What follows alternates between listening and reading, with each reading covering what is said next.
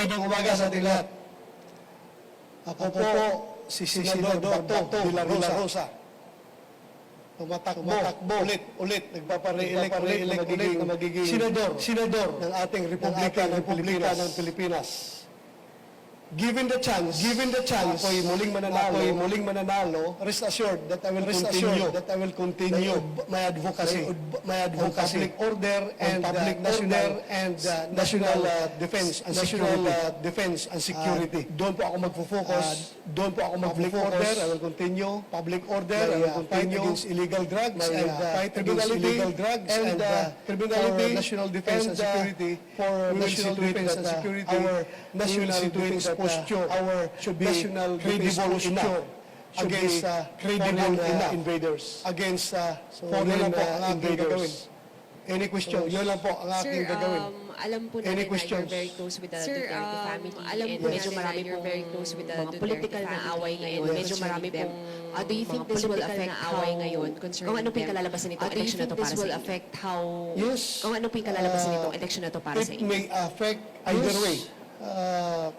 It may affect either way. Pwede akong manalo o pwede akong matalo. Either way. Dahil dyan sa pwede akong manalo o pwede akong matalo. I am more inclined to believe doon sa gulo na yan. But I am more inclined to believe plus minus ito, plus minus.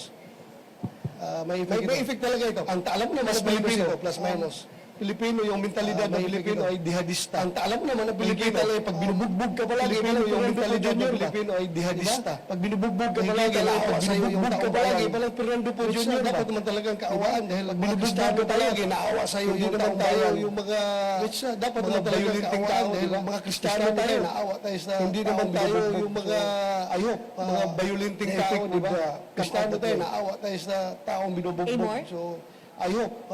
Sir, Mara Cepeda from Singapore Straits Times. Yes. So you're the subject of an ICC investigation, and these allegations are also being discussed now by your colleagues in the House of Representatives investigation.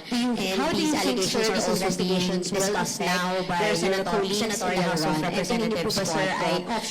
How do you think, sir, these investigations will ng alyansa between your senatorial run? And tingin niyo po ba, sir, ay offshoot din po ito or epekto po ito na wala na ng alyansa between President Marcos and the Duterte? They form part of demolition job against us. What's behind the Duterte and the allies of Duterte? They are all they form part of the people. Demolition job. The people know very well what is the Duterte and the allies of Duterte. Taong bayan na mag-decide kung talagang totoo yan o hindi. Then, the people know very well what is the resulta ng magiging resulta ng eleksyon. Taong bayan na, o silang bayan na mag-decide, bato ay masamang talaga bang totoo yan o hindi.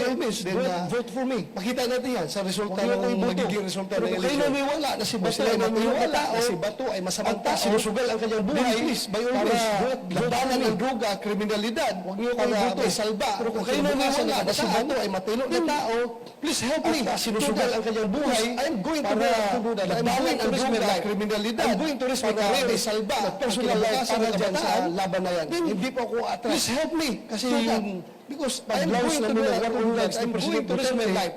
I'm going to risk my career, my personal life para dyan sa laban na yan. Hindi po ako atras. Kasi yung ginawa namin yun, para may salba ang kinabukasan ng ating kabataan. Dahil talamak na talagang droga. Hindi naman ngayon, look, yung ginawa namin para kami yumaman na naman sila, kami magkapera. Mga bata, nawawala. Ginawa namin yun para may salba ang kinabukasan ng ating kabataan. Dahil talamak na talagang droga. Saan yung mga bata na yan? Ngayon, look, hayaan sa pinigay na palagi na naman sila. We have to continue mga bata, nawawala. Doing what is good for this country. Nakikidnap, hayaan yung wala kayong balita kung nasaan yung mga bata. May mga drug lord na naman na tumatakbo na palagi na lang. Magiging, we have to continue doing tatapang na nila ngayon. Si Jose. Dating hayaan yung mga kriminal na yan. Ngayon, may mga drug lord na naman. Hindi nagpapakita. Nagpapile na naman na si Jose. Magiging sabihin, ganun na ba katawaan mong Pilipino? Tatapang na nila. Bubuto ulit yung mga personalities na yan. Mga drug lord, ano magiging mga President Duterte? Nagtatago yung mga yan. Kaya labanan natin papakita. Sir, the future si Jose. Ano ibig sabihin ng grandchildren? Ganun na ba katawaan mong Pilipino? Has the ICC Office of the Prosecutor reached out to you for an interview? Personalities na yan? Wala. So ano magiging mga contact sa opisina? Kaya labanan natin yan. Sir, the future of our children. Alam namin na wala silang jurisdiction sa ating. Has the ICC opisina of the ko. prosecutor reached out to you Ignore namin, for an hindi namin interview? wala, hindi namin kinausap. Hindi namin pinatulan, baka mamaya sa opisina, gago-gago lang yun ng mga tao na sumasakay sa issue namin. Dahil alam mo namin, pangalan sa European ba sila sa gustong may nagpupunta sa opisina ko. Pero sabay nung ignore namin, hindi namin pagsabi ni Trillanes nung issue na yan, pinatulan, baka mamaya tawag sa amin, gago lang yun ng mga tao na sumasakay sa issue na sira ulo lang yan, sumasakay sa pangalan na kunyari, European ba sila na gustong mag-interview sa akin. Kahapon nag-file ang Magdalo Party List, yung kanilang first nominee na si Gary Alejano. At nabanggit po nila na kung sakaling mananalo po sila, ay yung impeachment po agad ang kanilang isusulong sa Kamara against po the Vice President Sara Duterte. Kayo po bilang an ally po ng Duterte family, ano po ang inyong pong reaction o masasabi tungkol dito? Unang-una, so we're talking about 20th Congress na yan. Hindi ngayon, di ba? Ngayon, senador kami. So, pag-uusapan yan, may lower house, yun ang proseso eh. Kung dadaan sa kanila, at kung dadaan naman po sa amin, dadaan po yan sa pagbubusisi. Ebidensya.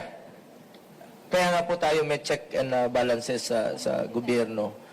So, kung kami po ay papalarin at siswertihin muli sa 20th Congress, ay pagbabasihan natin yung ebidensyang kanilang ihahain.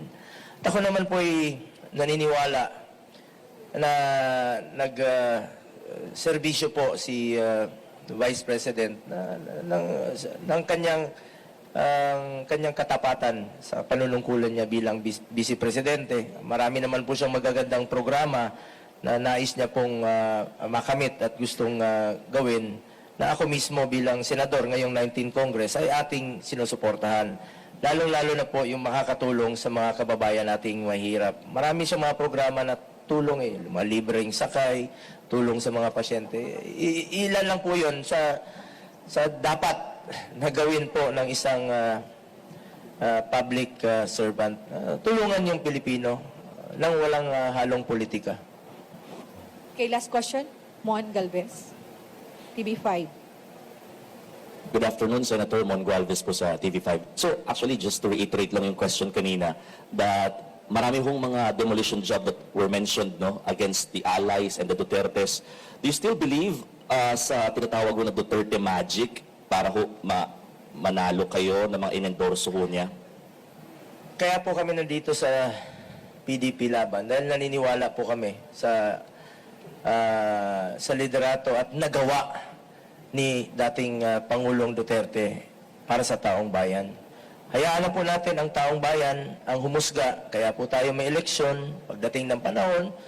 Mga kababayan ko, kayo na po humusga kung sa tingin ninyong nakatulong po sa inyo ang mga programa niya noong 2016 up to 2022.